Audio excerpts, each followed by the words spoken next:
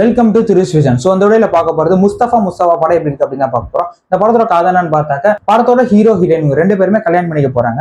ரிசப்ஷனுக்கு 2 நாளைக்கு முன்னாடி ஒரு வீடியோ ஒன்று லீக் ஆயிருது. அது எந்த மாதிரி வீடியோனா, நம்ம ஹீரோ ஒரு டேரக்டர் மாதிரி ஒருத்தர் வந்து தம்பி வாப்பா ஒன்று வச்சு ஒரு பெரிய படம் இருக்கிற ஒன்று ஹீரோ ஆக்கி காட்டுறேன் அப்படின்ட்டு ஒரு படத்தை எடுக்க கூட்டிட்டு போறாரு. சரி நம்மளும் பெரிய ஹீரோ வரலாம் அப்படின்னு நினைச்சுதான் நம்ம ஹீரோ அங்க போவாரு. ஆனா அங்க போறாங்க இருது அவரை வச்சு கில்மா படத்தை எடுத்து விட்டுறாங்க.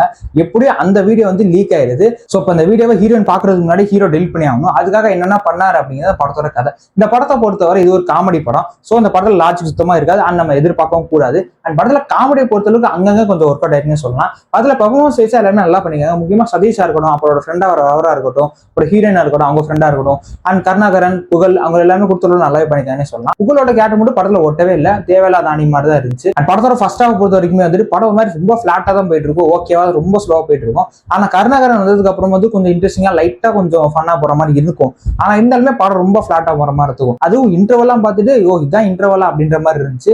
செகண்ட் ஹாஃப் பொறுத்த வரைக்குமே படத்துல 2 ட்விஸ்ட் வரும். அந்த 2 ட்விஸ்டையுமே நம்மளால ப்ரெடிக்டே பண்ண முடியாது.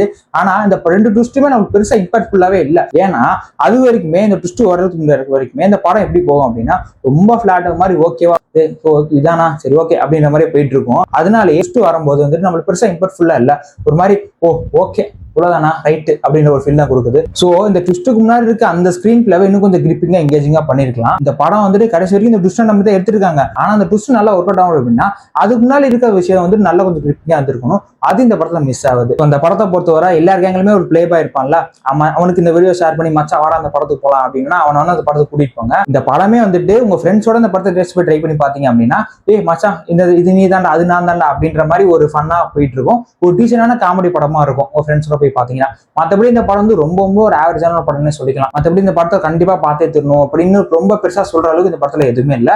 ஸோ ஓவரால் ஒரு ஆவரேஜான ஒரு ஓகேவான ஒரு படம் தான். ஃப்ரீ அந்த ரெஸ்ட் போய் ட்ரை பண்ணி பாருங்க. அந்த படத்தை எங்கே பார்த்துருந்தீங்க அப்படின்னா உங்களுக்கு எப்படி இருந்துச்சு அப்படின்னு மறக்காம கமெண்ட்ல சொல்லுங்க. அண்ட் அடுத்தது ஏகப்பட்ட வீடியோஸ் காத்துட்டு மறக்காம திருஷ் விஷன் சேனலை சப்ஸ்கிரைப் பண்ணி வச்சுங்க. Thank you so much. பாய்.